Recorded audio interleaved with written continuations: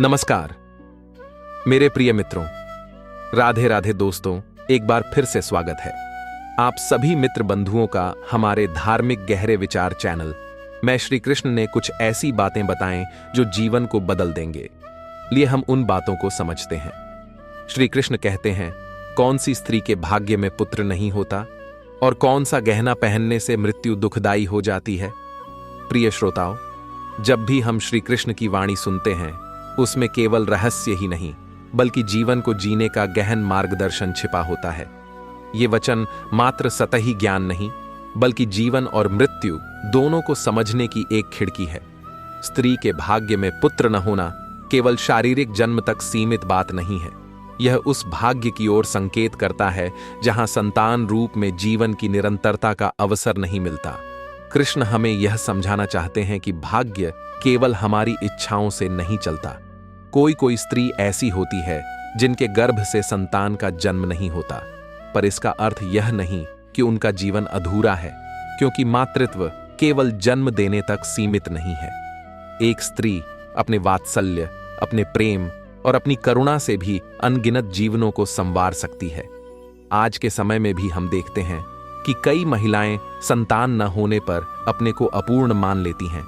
समाज भी उन्हें ताने देता है, परंतु श्री कृष्ण यहां हमें एक ऊंची दृष्टि देते हैं। वह कहते हैं कि संतानहीनता कोई दोष नहीं बल्कि यह भी एक कर्म और भाग्य का परिणाम है। ऐसी स्त्री यदि चाहे तो अपने जीवन को दूसरों की सेवा, शिक्षा और पालन पोषण में लगाकर भी मातृत्व को जी सकती है। कितने ही ऐसे उदाहरण हैं जहां संतानहीन महिलाओं ने अनाथ बच्चों को मां का प्यार दिया और उन बच्चों को समाज में ऊंचा स्थान दिलाया। कृष्ण यही तो कहना चाहते हैं कि मातृत्व का मूल्य केवल गर्भ से नहीं बल्कि हृदय से होता है। अब बात आती है, कौन सा गहना पहनने से दुखदाई मृत्यु होती है। गहना यहां केवल आभूषण नहीं बल्कि अहंकार का प्रतीक भी है।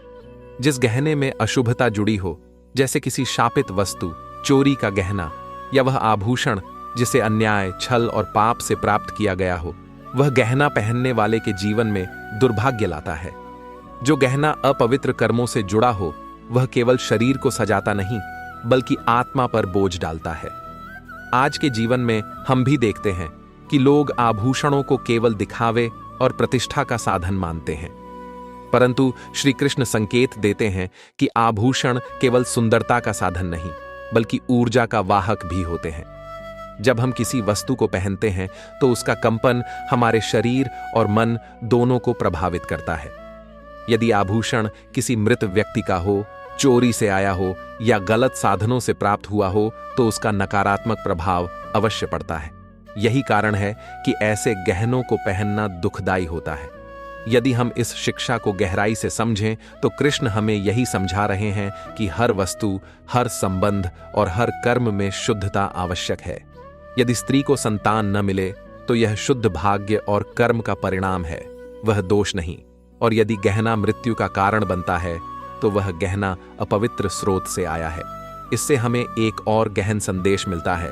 जीवन का हर संबंध, हर वस्तु, हर कार्य तभी मंगलकारी होता है जब वह धर्म और सत्य के आधार पर हो। जब हम किसी वस्तु को लोभ, लालच या अन्याय से प्राप्त करते हैं तो वह वस्तु हमें कभी सुख नहीं दे सकती। ठीक उसी तरह जब हम जीवन को केवल संतान, गहनों या बाहरी दिखावे से जोड़कर देखते हैं तो हमें पीड़ा ही मिलती है। श्री कृष्ण हमें बार बार यही सिखाते हैं कि भाग्य केवल बाहरी परिस्थितियों का नाम नहीं बल्कि हमारे कर्मों का प्रतिबिंब है। एक स्त्री को संतान न मिले तो वह दूसरों की संतानों को संवार सकती है। एक गहना अपवित्र हो तो उसे त्याग कर आत्मा की पवित्रता का गहना धारण किया जा सकता है। मनुष्य का वास्तविक गहना है उसका चरित्र, उसका व्यवहार, उसका सत्य और उसका प्रेम। और स्त्री का वास्तविक मातृत्व है उसकी करुणा, उसका वात्सल्य और उसकी आत्मिक शक्ति। यदि ये गहने और ये संतान हर स्त्री और हर पुरुष के जीवन में हों तो मृत्यु भी दुखदाई नहीं होगी बल्कि मोक्ष का मार्ग बनेगी। इस गहरे ज्ञान के माध्यम से कृष्ण हमें यही स्मरण दिलाते हैं कि हमें बाहरी चमक से अधिक आंतरिक पवित्रता पर ध्यान देना चाहिए, क्योंकि वही हमें जीवन के हर मोड़ पर सुख, शांति और मोक्ष की ओर ले जाती है। श्री कृष्ण की यह वाणी केवल 2 प्रश्नों का उत्तर नहीं है, बल्कि संपूर्ण जीवन दर्शन को उजागर करने वाली शिक्षा है। जब वह कहते हैं कौन सी स्त्री के भाग्य में पुत्र नहीं होता और कौन सा गहना दुखदाई मृत्यु लाता है, तब वह केवल भविष्यवाणी नहीं कर रहे होते, बल्कि हमें जीवन के गहरे रहस्य समझा रहे होते हैं। अब जरा सोचिए, भाग्य क्या है? बहुत से लोग इसे केवल किस्मत का खेल मानते हैं, लेकिन श्री कृष्ण स्पष्ट करते हैं कि भाग्य हमारे कर्मों का परिणाम है। जो कर्म हमने पूर्व जन्मों में और इस जन्म में किए, वही मिलकर हमारे भविष्य की डोर बुनते हैं। इसलिए अगर किसी स्त्री को संतान न मिले, तो यह केवल शरीर की कमी नहीं है, यह पिछले कर्मों का परिणाम है, और वही कर्म उसके जीवन का अगला मार्ग भी तय करते हैं। परंतु क्या इसका मतलब यह है कि ऐसी स्त्री का जीवन अधूरा है? बिल्कुल नहीं। कृष्ण यहां एक और गहरी शिक्षा देते हैं। मातृत्व केवल जन्म देने से नहीं, बल्कि पालन पोषण और प्रेम से पूरा होता है। कोई स्त्री अपनी करुणा से, अपनी सेवा से, अपनी ममता से लाखों जीवनों को गढ़ सकती है। एक गुरु अपनी शिष्याओं को, एक नर्स अपने रोगियों को, एक शिक्षिका अपने विद्यार्थियों को और एक दयालु हृदय अपनी ममता से हर किसी को सहेज सकती है। यही वास्तविक मातृत्व है। अब बात आती है गहनों की। गहना केवल शरीर की शोभा बढ़ाने वाला आभूषण नहीं है। गहना एक प्रतीक है, वैभव का, प्रतिष्ठा का और कभी-कभी अहंकार का भी। कृष्ण जब कहते हैं कि कुछ गहने दुखदाई मृत्यु का कारण बनते हैं, तो वह हमें सतर्क कर रहे हैं, क्योंकि हर वस्तु अपने भीतर एक ऊर्जा रखती है। यदि गहना चोरी का है, शापित है, मृतक का है या अधर्म से प्राप्त किया गया है, तो वह गहना पहनने वाला उस नकारात्मक ऊर्जा को अपने जीवन में खींच लेता है। वह आभूषण शरीर पर तो चमकता है, लेकिन आत्मा को अंधकार में धकेल देता है। याद रखिए, श्री कृष्ण ने गीता में भी कहा है, जो भी अन्न तुम खाते हो, जो भी जल तुम पीते हो, जो भी वस्त्र तुम पहनते हो और जो भी दान तुम करते हो, सब शुद्ध होना चाहिए, क्योंकि शुद्धता ही जीवन में सुख और मंगल का मार्ग है। अब जरा इसे आज की दुनिया में देखें। आज लोग दिखावे के लिए गहने पहनते हैं, दूसरों से तुलना करते हैं और कभी-कभी तो गहनों के लिए रिश्तों तक को दांव पर लगा देते हैं। लालच में आकर लोग दूसरों का नुकसान करते हैं और फिर उन्हीं वस्तुओं को घर में लाकर सजाते हैं। परंतु क्या ऐसे गहने सुख देंगे? नहीं, वे दुखदाई मृत्यु का कारण बनते हैं, क्योंकि वे आत्मा पर बोझ डालते हैं। कृष्ण का संदेश स्पष्ट है, गहना वही है जो शुद्धता से प्राप्त हो, आशीर्वाद से मिला हो और शुभ भावनाओं से जुड़ा हो। अन्यथा वह गहना गहना नहीं, बल्कि बंधन है। और गहराई से सोचें तो गहना केवल सोना चांदी नहीं है। असली गहना है एक स्त्री का स्नेह, एक पुरुष का चरित्र, एक संत का त्याग, एक गुरु का ज्ञान। ये वे गहने हैं जिन्हें पहनकर कोई भी दुखदाई मृत्यु की ओर नहीं जाता, बल्कि अमृतत्व की ओर बढ़ता है। इसी तरह पुत्र का न होना भी केवल कमी नहीं है। पुत्र न होने पर भी यदि स्त्री अपने भीतर की शक्ति, दया और मातृत्व को जगाए, तो उसका जीवन धन्य हो जाता है। वह समाज की माता बन सकती है। इतिहास में देखें तो अनेक स्त्रियां संतानहीन रहीं, लेकिन उन्होंने अपने कर्मों से युगों को दिशा दी। उदाहरण के लिए मीराबाई, उन्होंने संतान नहीं जनी, परंतु उनके भक्ति गीतों ने लाखों आत्माओं को आध्यात्मिक जन्म दिया। क्या यह मातृत्व नहीं है? तो कृष्ण हमें यह शिक्षा देते हैं कि भाग्य को दोष मत दो। अगर संतान नहीं है तो सेवा को संतान बना लो। अगर गहना अपवित्र है तो उसे त्याग कर चरित्र का गहना धारण करो, क्योंकि मृत्यु दुखदाई तब होती है जब जीवन अधर्म और पाप में गुजरता है, और मृत्यु सुखदाई तब होती है जब जीवन पवित्रता, सेवा और सत्य में व्यतीत हो।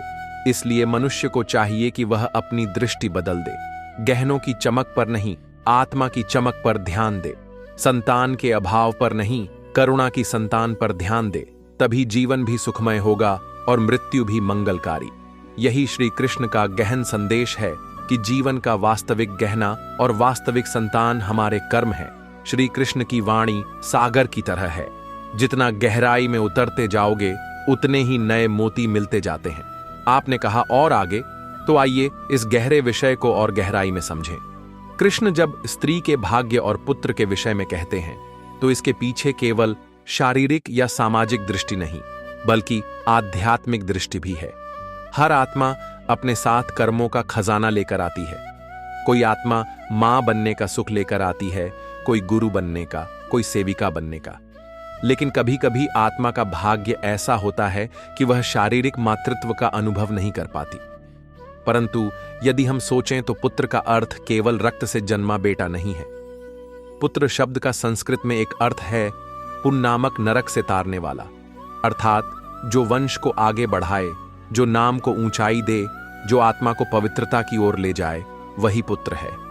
और यह पुत्र कभी कभी जन्म नहीं लेता, बल्कि कर्म के रूप में हमारे साथ खड़ा होता है। कोई स्त्री यदि संतानहीन होकर भी धर्म और करुणा में जीवन व्यतीत करे तो उसके कर्म ही उसके पुत्र बन जाते हैं, वे ही उसे मुक्ति की ओर ले जाते हैं। इतिहास में एक कथा आती है। एक राजमहल की रानी संतानहीन थी। लोग उसका मजाक उड़ाते थे कि भाग्यहीन है, इसे पुत्र नहीं मिला। लेकिन वह रानी गरीबों की सेवा करती, अनाथ बच्चों को शिक्षा देती, भूखों को अन्न देती। जब वह संसार से विदा हुई तब सैकड़ों बच्चे उसकी चिता के पास खड़े होकर रो रहे थे और कह रहे थे, हमारी मां चली गई। तब लोगों को समझ आया कि मातृत्व केवल जन्म देने से नहीं, बल्कि हृदय की करुणा से होता है। अब सोचिए, क्या ऐसी रानी वास्तव में संतानहीन थी? नहीं, उसकी संतान उसका कर्म था, उसका वात्सल्य था, और वे बच्चे थे जिन्हें उसने संभाला। अब आइए गहनों पर।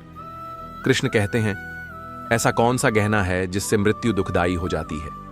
यह प्रश्न अपने आप में रहस्यमय लगता है, लेकिन इसका उत्तर बहुत सीधा और गहरा है। गहने दो प्रकार के होते हैं।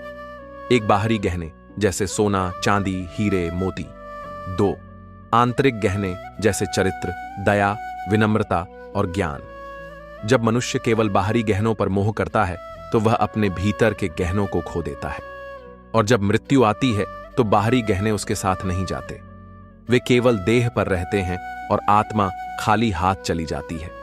यही मृत्यु दुखदायी बनाती है। लेकिन जो व्यक्ति आंतरिक गहनों को संभालता है, सच्चाई, करुणा, दया, भक्ति, उसकी मृत्यु दुखदायी नहीं बल्कि शांतिमय और पवित्र हो जाती है। एक कथा याद आती है। एक धनी व्यापारी था जिसके पास अपार धन और गहने थे, लेकिन उसने वह सब धोखे, छल और शोषण से कमाया था। एक दिन जब वह मृत्युशैया पर था तो उसके सारे गहने कमरे में रखे थे, लेकिन उसके चेहरे पर भय था। उसने अपने बेटे से कहा, इन गहनों को पकड़कर मेरी आत्मा को शांति दिलाओ। लेकिन गहनों से आत्मा को शांति कैसे मिलती? वह भय और तड़प में मर गया। दूसरी ओर एक संत थे जिनके पास कोई गहना नहीं था। उनका गहना था उनका भजन, उनका प्रेम और उनका ज्ञान। जब उनकी मृत्यु हुई तो उनके चेहरे पर मुस्कान थी और वातावरण में सुगंध फैल गई। लोगों ने कहा, देखो, मृत्यु भी इनके सामने झुक गई। यही है श्री कृष्ण का गूढ़ संदेश। गहना वह मत पहनना जो तुम्हें पाप और अधर्म की ओर ले जाए। गहना वह धारण करना जो तुम्हारी आत्मा को हल्का करे, तुम्हारे कर्मों को पवित्र बनाए और तुम्हारी मृत्यु को सुखमय बनाए। तो अब सोचिए, स्त्री का भाग्य हो या गहनों की बात, दोनों हमें यही सिखाते हैं कि बाहरी चीजों में मत उलझो। पुत्र नहीं है तो सेवा को पुत्र बना लो, गहने नहीं है तो चरित्र को गहना बना लो, क्योंकि अंततः वही हमारे साथ जाएगा जो भीतर है, बाहर का कुछ भी नहीं। श्री कृष्ण इसलिए कहते हैं कि मनुष्य को अपनी सोच ऊंची करनी चाहिए। जब तक हम केवल मेरे पास क्या है पर अटके रहते हैं, तब तक जीवन बोझिल रहता है। लेकिन जब हम यह सोचने लगते हैं कि मैं अपने कर्मों से क्या दे रहा हूं, तब जीवन आनंदमय हो जाता है। इस गहन वाणी को सुनकर हमें यह संकल्प लेना चाहिए कि हम भाग्य को दोष नहीं देंगे, बल्कि कर्म को गहना बनाएंगे। हम संतान के अभाव में व्यर्थ रोएंगे नहीं, बल्कि दूसरों की संतान को संभालकर मातृत्व और पितृत्व को जिएंगे। हम बाहरी गहनों के पीछे नहीं भागेंगे, बल्कि आंतरिक गहनों को पहनेंगे। और तब मृत्यु भी हमारे लिए अंत नहीं होगी, बल्कि एक नई शुरुआत होगी। आपको यह कथा कैसी लगी? अपनी राय जरूर बताएं। अगर यह जानकारी पसंद आई तो इसे दूसरों के साथ साझा करें। धन्यवाद।